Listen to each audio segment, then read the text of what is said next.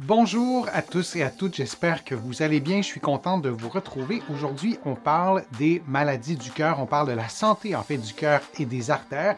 Souvenez-vous que les conseils que je vous donne aujourd'hui doivent être adaptés à votre condition et ils ne remplacent pas ceux d'un professionnel de la santé et encore moins une évaluation d'un professionnel de la santé. Vous allez trouver plusieurs des conseils que je vous donne aujourd'hui dans mon livre Va prendre l'air, tout sur le pouvoir exceptionnel de la respiration et aussi mon livre Lève-toi et marche que vous allez trouver ici partout au Canada et aussi de l'autre côté de l'Atlantique. Et je vais vous mettre le lien dans la description de la vidéo lorsqu'elle sera en rediffusion pour que vous puissiez trouver mes livres facilement. Je suis physiothérapeute, je ne suis pas cardiologue, je ne suis pas médecin, mais cette haute tension artérielle, quand elle est présente, elle a des conséquences sur la santé. De se rappeler, c'est quoi la tension artérielle? C'est deux variables. Il y a la tension systolique, la pression exercée sur les parois des artères lorsque le cœur se contracte, et on a la tension diastolique, qui est la pression exercée sur les parois des artères. C'est l'inverse lorsque le cœur est relâché. Alors, il y a deux chiffres. Il y a le chiffre qui est associé à la pression lorsque le cœur est contracté et l'autre lorsque le cœur se relâche. Et évidemment, il y a un chiffre qui est plus haut que l'autre. Donc, la haute tension artérielle, c'est plus de 130 à 135 pour la tension systolique, plus de 85 pour la tension diastolique. Ça peut varier un peu selon l'état de santé, selon votre condition de santé, selon votre âge. Il y a plusieurs éléments, mais je vous donne ces chiffres-là. C'est des chiffres qu'on utilise aussi dans les recherches pour établir, par exemple, la prévalence de la haute tension artérielle. Alors, si mon propos peut vous convaincre de vous présenter chez votre médecin et d'en parler, ou de prendre votre tension artérielle parce qu'il y a des chiffres inquiétants, je vous donne quelques statistiques. Je vais vous présenter 3 pays, la réalité de 3 pays. Je sais que vous êtes partout dans la francophonie à m'écouter. Les chiffres se ressemblent peut-être d'un pays à l'autre, mais pour ce qui est du Canada, il y a 25% de la population qui vit avec une haute tension artérielle, et là on parle de personnes âgées de 20 à 80 ans. On exclut les gens de plus que 80 et on exclut les gens de moins de 20 ans. C'est beaucoup, beaucoup de monde. Donc, c'est le quart de la population. Et chez les personnes âgées de 70 à 79 ans, le pourcentage grimpe à 70%. C'est vraiment beaucoup. On sait que la haute tension artérielle, c'est associé à l'obésité, c'est associé au tabagisme notamment, et c'est lié à l'inactivité physique. Et plus on avance en âge, plus ces trois facteurs de risque sont prévalents. Et donc, on a une augmentation et on a une prévalence dans cette tranche d'âge-là de 70%.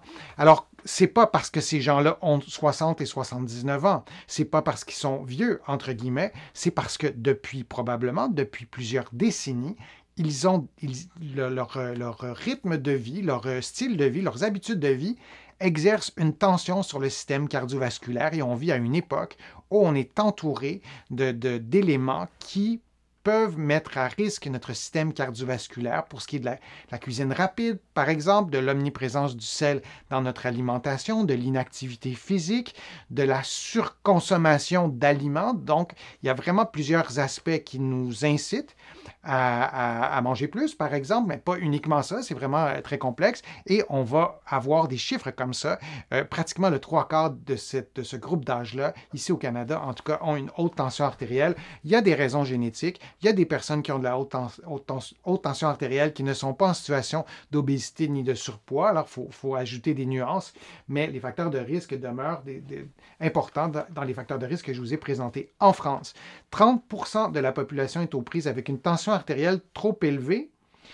On a, par exemple, et vous allez voir les références de ces statistiques-là sur mon blog, denisfortier.ca, dans mon article qui vous parle de la haute tension artérielle. 30%, ça varie un peu entre les hommes et les femmes, mais là aussi, c'est un chiffre qui est spectaculaire. Et de ces personnes qui ont une haute tension artérielle, oui, seulement une personne sur deux a connaissance de cette situation à haut risque. Quand je vous disais que les dizaines de milliers de personnes qui vont écouter la rediffusion, il y en a un nombre élevé qui ne le savent pas. Et si vous le savez, si vous étiez au courant, ben, il y a des choses peut-être qui seraient faites différemment, ne serait-ce dans le suivi médical. Prenez votre tension artérielle, demandez à quelqu'un autour de vous de prendre votre tension artérielle. Ici, on a une haute tension artérielle et je le répète, je ne suis pas médecin, mais on va avoir un bilan sanguin aussi qui va être fait. La haute tension artérielle est associée aussi avec des débalancements, pour le dire très rapidement, qui ont lieu à l'intérieur de notre sang. Alors, il va y avoir un examen complet, mais de prendre la tension artérielle, c'est la première étape et elle sera prise certainement plus qu'une fois pour avoir un suivi, un portrait complet de la situation. Aux États-Unis, 47% de la population est hypertendue. Vous vous imaginez le coût que tout ça a aux États-Unis, en France, au Canada et dans tous les pays pratiquement où on a une prévalence si élevée de l'hypertension. Quand on parle de nos systèmes de santé qui sont exsangues, sans mauvais jeu de mots, qui ne parviennent plus à traiter les gens correctement, on s'inquiète très peu de cette prévalence de l'hypertension et on ne fait pas de campagne de sensibilisation vraiment grand public pour réduire cette prévalence de l'hypertension artérielle en adoptant différentes stratégies en santé publique pour arriver à nos fins. Et aux États-Unis, cette tension n'est contrôlée que pour seulement le quart des personnes. C'est un nombre épeurant de personnes qui sont à risque de problèmes de santé graves, de complications, de chronicité, de diabète, parce que l'hypertension est aussi associée au diabète. Alors, vous voyez, ce sont des chiffres stratosphériques. On a vraiment besoin de se sensibiliser collectivement, mais j'espère que je vais avoir réussi à vous convaincre de prendre votre tension artérielle aujourd'hui. Le tabagisme et l'hypertension artérielle systolique, le chiffre le plus élevé, sont restés les premiers et deuxièmes, donc premier étant le tabagisme, le deuxième étant l'hypertension, facteurs de risque et contribuant aux années de vie perdues.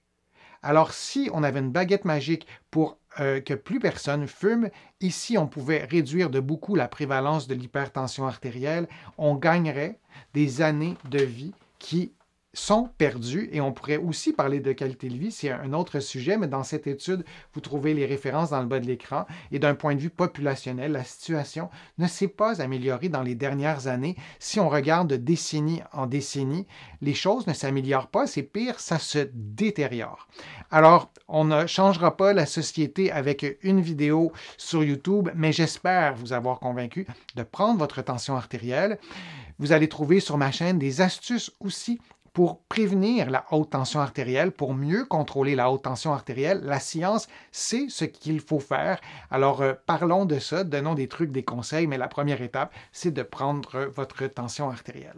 Je vous remercie de votre attention. J'espère que les conseils que je vous ai donnés vous ont été utiles. J'espère que je vous ai convaincu de prendre soin de votre santé cardiovasculaire. Je vous remercie de contribuer à mes plateformes. Vous êtes plusieurs à le faire régulièrement et votre soutien est absolument essentiel à la poursuite de toutes ces productions de contenu que je vous propose sur ma chaîne YouTube. Vous pouvez d'ailleurs vous abonner et sur mon site web. Vous pouvez donc contribuer directement sur YouTube en cliquant sur le petit cœur ou sur mon site web.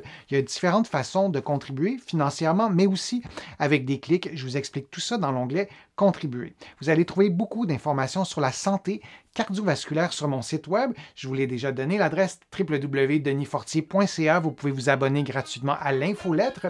Vous allez trouver beaucoup d'informations dans mes livres que vous pouvez trouver partout au Canada et aussi de l'autre côté de l'Atlantique. Et je vous mets le lien pour trouver mes livres facilement, notamment à la librairie du Québec à Paris. Vous pouvez vous rendre ou vous pouvez commander mes livres sur le web, sur leur site web. Encore une fois, je vous remercie beaucoup et au plaisir de vous revoir pour une prochaine vidéo, pour un prochain direct.